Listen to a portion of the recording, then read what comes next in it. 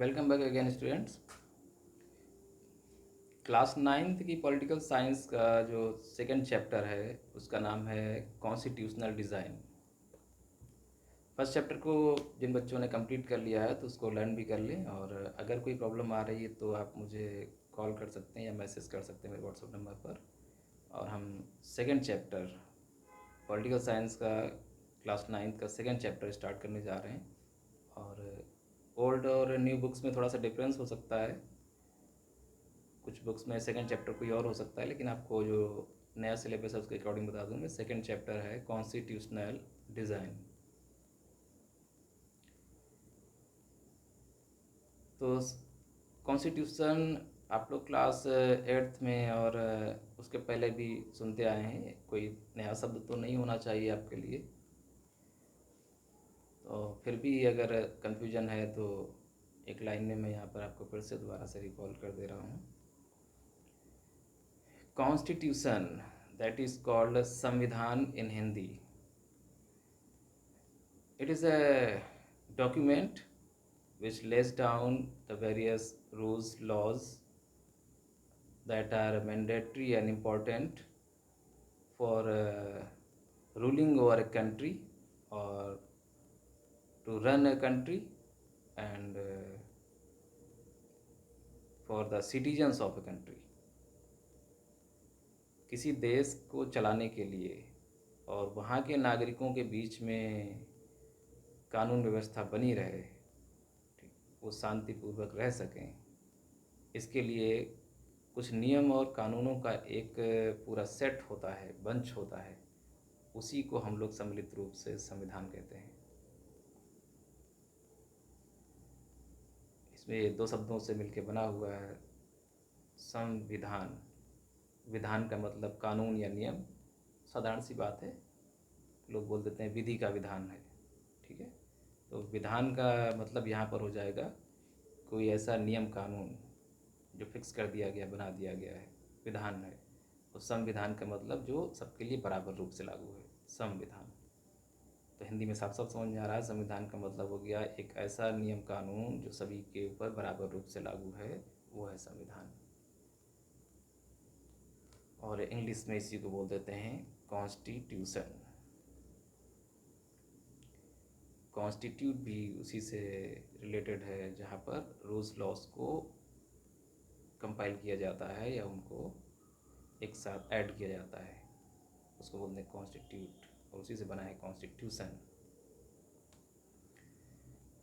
तो कॉन्स्टिट्यूशन आप समझ गए। मोटे शब्दों में बोलेंगे कि भारत के इसमें परिप्रेक्ष्य में, भारत के संदर्भ में कॉन्स्टिट्यूशन एक काफ़ी अच्छी खासी मोटी, जैसे आपने रामायण गीता या भागवत देखी होगी, उस तरह की काफ़ी अच्छी खासी मोटी बुक होती है, ठीक है। और उस बुक के अंदर ही, उसी पुस्तक में पूरे देश को चलाने के लिए, ठीक है, और नागरिकों को सभी प्रकार के अधिकार सुनिश्चित करने के लिए नियम कानून लिखे गए हैं उसके अंदर। उसी पुस्तक का नाम है कॉन्स्टिट्यूशन या संविधान।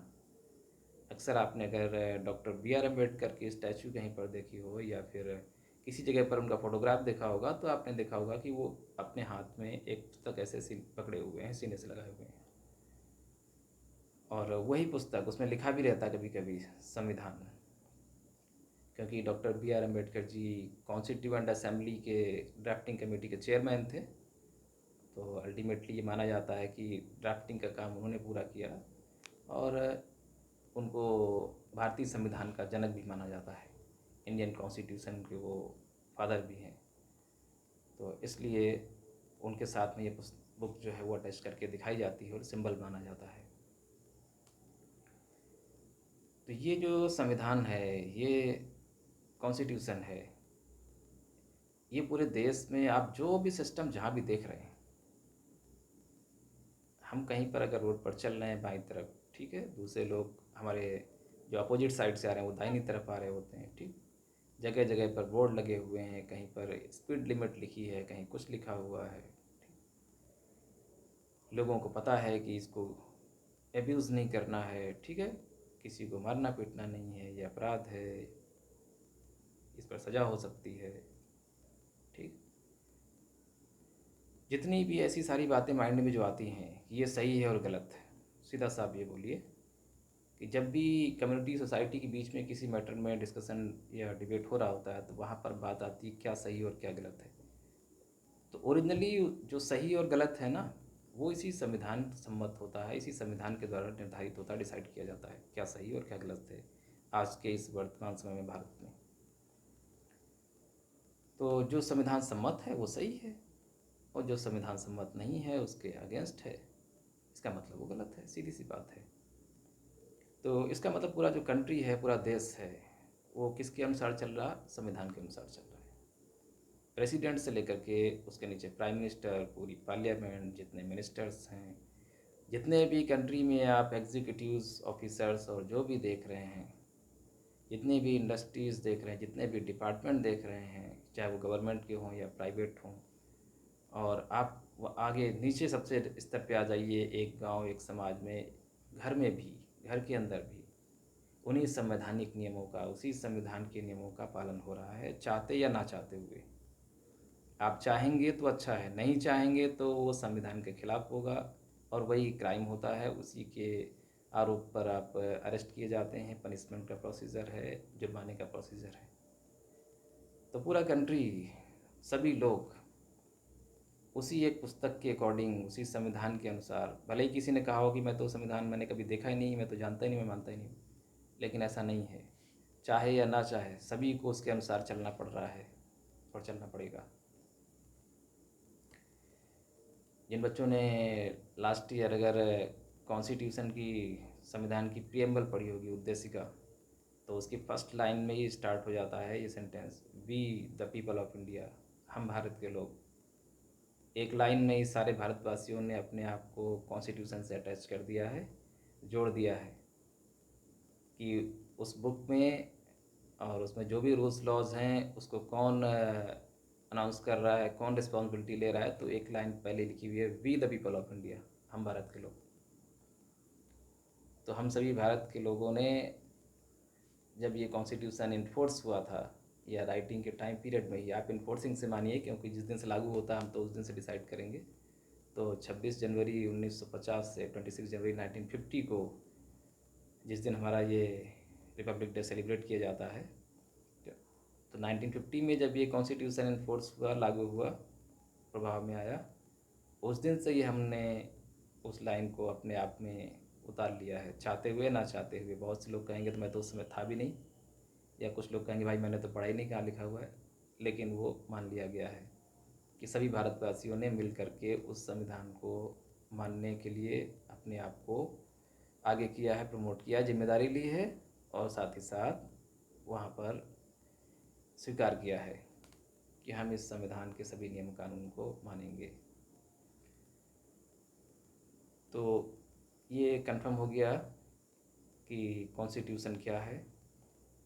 ये नियम कानूनों का एक दस्तावेज है, एक संग्रह है। It is the collection of some rules and laws, or the set of some rules and laws that are mandatory and necessary to run the country and to control its citizens, देश के नागरिकों पर नियंत्रण रखने के लिए और वहाँ की कानून व्यवस्था को चलाने के लिए ये संविधान, ये रूल्स लॉज बहुत ज़रूरी हैं। तो ये तो कंफर्म हो गया कि कॉन्स्टिट्यूशन आखिर है क्या। इस पर अब और ज़्यादा बात करने की ज़रूरत मुझे नहीं लगता कि है। अब चैप्टर के फिर से नेम को दोबारा से आप देखिए, कॉन्स्टिट्यूशनल डिज़ाइन। कॉन्स्टिट्यूशन को तो मैंने आपको एक्सप्लेन कर ही दिया है, अभी और भी बहुत सारी बातें होंगी कॉन्स्टिट्यूशन के इंटरनल पार्ट में जब एंटर करेंगे, क्या क्या है उसमें। कुछ स्टूडेंट ने पहले भी ऑलरेडी बहुत सारी इन्फॉर्मेशन कॉन्स्टिट्यूशन से रिलेटेड कलेक्ट कर रखी हैं, और अगर नहीं भी हैं तो हम उनको आगे डिस्कस करेंगे। लेकिन इसके दूसरे वर्ड पर आते हैं, चैप्टर के नेम पर फिर से जाइए, कॉन्स्टिट्यूशनल डिज़ाइन। डिज़ाइन वर्ड लिखा हुआ है। डिज़ाइन का मतलब किसी चीज़ को आकार देना, स्वरूप देना, उसको स्ट्रक्चरल फॉर्म देना। तो यहाँ पर कॉन्स्टिट्यूशनल डिज़ाइन का मतलब है कि भारतीय संविधान का जो स्वरूप है, उसको आकार है, वो किस तरीके से है और कैसे दिया गया है। तो ये पूरा चैप्टर इसी पर बेस्ड है कि कॉन्स्टिट्यूशनल की डिज़ाइनिंग संविधान की डिज़ाइनिंग, उसको जो स्वरूप दिया गया, आकार प्रकार दिया गया, वो कैसे है, कैसे किया गया और उसमें क्या क्या है। कुल मिलाकर के आप मान लिया किसी मकान को दूर से देखें और कोई आपसे कहे कि भाई इसका डिज़ाइन कैसा है, ये किस डिज़ाइन पर बना है, तो कभी कभी बाहर से देख के पता चल जाता है। ठीक है, तो आप डायरेक्टली बोल देते हैं ये इस टाइप का है, उस टाइप का है, ऐसा डिज़ाइन है। कभी कभी कहते हैं भाई ऐसे पता नहीं चलेगा, चलो अंदर चल के देखते हैं, क्योंकि बाहर से सिर्फ एक डिज़ाइन का सिर्फ एक आउटर स्ट्रक्चर पता चलेगा, अंदर जाके पता चलेगा ना उसमें और क्या क्या चीज़ें हैं, तब क्लियर होगा। तब आप बताएंगे कि अरे बाहर से तो मकान लग रहा था, अंदर गए थे तो चर्च है, ये मंदिर है।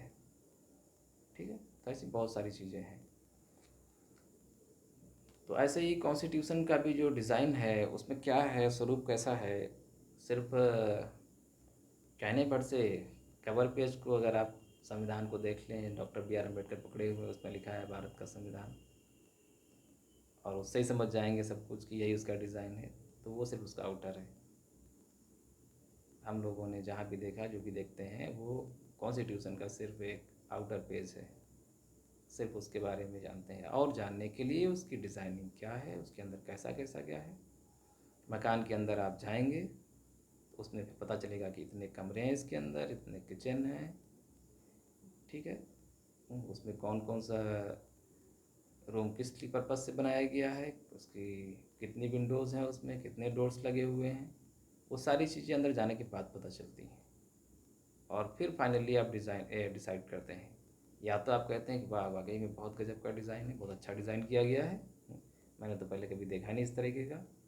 और कभी कभी ये भी कहेंगे अरे इसमें तो बहुत सारी गड़बड़ियाँ हैं, ये विंडो इधर नहीं होनी चाहिए, उधर होनी चाहिए, ये ऐसा नहीं वैसा होना चाहिए, ऊपर तो उन्होंने रोशनदान बनाए ही नहीं है, ये कैसी भूल है, मिस्टेक है। ठीक है, कमरे के अंदर तो अलमारियाँ ही नहीं कटी हुई हैं। तो बहुत सारे ऐसे सवाल बाद में उठते हैं जब डिज़ाइन को हम लोग चेक कर लेते हैं। लेकिन फिर भी आपको पता है कि जिस चीज़ में डिज़ाइनिंग में उसको आकार देने में जितनी ज़्यादा सावधानी बरती जाती है और जितना ज़्यादा एक्यूरेसी रखी जाती है, चीज़ों को जितना फ़ाइन तरीके से उसमें सेट किया जाता है, वो चीज़ उतनी ज़्यादा काबिल तारीफ़ होती है। हम लोग कपड़े से लेकर के, ये मान लीजिए मैंने टी शर्ट पहनी हुई है, ठीक है, इसके बाद में मान लीजिए हेयर कटिंग के लिए आप जाते हैं, या फिर आप कोई बुक लेकर के आते हैं। और एक अच्छा एग्जांपल जो आजकल बहुत फेमस है, आप कोई कार लेकर के आते हैं या कोई दूसरा ही लेकर आता है, जब कार के पास आप खड़े होते हैं, ये मान लिया आप मेरी टी शर्ट देख रहे हैं, और चीज़ों को जब धीरे धीरे देखते हैं बारीकी से, तो उसी टाइप की दूसरे ऑब्जेक्ट से जब कंपेरिजन माइंड में आता है, ठीक, आपने ये टी शर्ट देखी, दूसरे टी शर्ट से कंपेयर करेंगे, तो आप पाएंगे कि अरे, अब हो सकता है वो इससे उसका डिज़ाइन इससे बेस्ट हो या इसका उससे बेस्ट हो, ये अलग बात है, लेकिन वो चीज़ें आपको बताएंगी यार इसमें तो ये चीज़ बहुत बेस्ट है। ठीक, ये तो डबल कॉलर वाली है, ठीक, मैंने तो एक कॉलर वाली देखी थी, इसमें डबल कॉलर है। ठीक, ऐसी बहुत सारी चीज़ें, इसमें तो ऐसी स्ट्रिप हैं, ऐसी चीज़ें हैं। या उसके बारे में कहेंगे उसका कलर भाई बहुत अच्छा था। ऐसे ही कार के बारे में होता है, कार को आपने देखा तो उसमें देखा अरे इसकी हेडलाइट तो बहुत अच्छी है, ऐसी हेडलाइट तो मैंने दूसरी कार में किसी में नहीं देखी भाई। किसी में आपने देखा इसकी स्टेयरिंग तो लाजवाब है, बहुत स्मूथ है। सीट्स देखी आपने कार के अंदर की तो बहुत खुश हो गए। फिर आप फाइनली डिसाइड करते हैं वाह कि इसमें एक एक चीज़ बहुत ही वेल और फिनिश्ड तरीके से सही जगह पर लगाई गई है, इसका डिज़ाइन वाकई में बहुत अच्छा है। और उसी के अकॉर्डिंग आप फिर वो रेट डिसाइड करते हैं कि इसका का रेट क्या हो सकता है, कितना है, कम है या ज़्यादा है। ऐसे ही कॉन्स्टिट्यूशन में भी है। जब आप कॉन्स्टिट्यूशन के अंदर एंटर करेंगे और उसमें कौन सी चीज़ कहाँ पर है, जब उसको आप क्लियरली देखेंगे, सुनेंगे, तब धीरे धीरे आपको कंफर्म होगा कि इसमें कौन सी चीज़ कहाँ पर रखी गई है।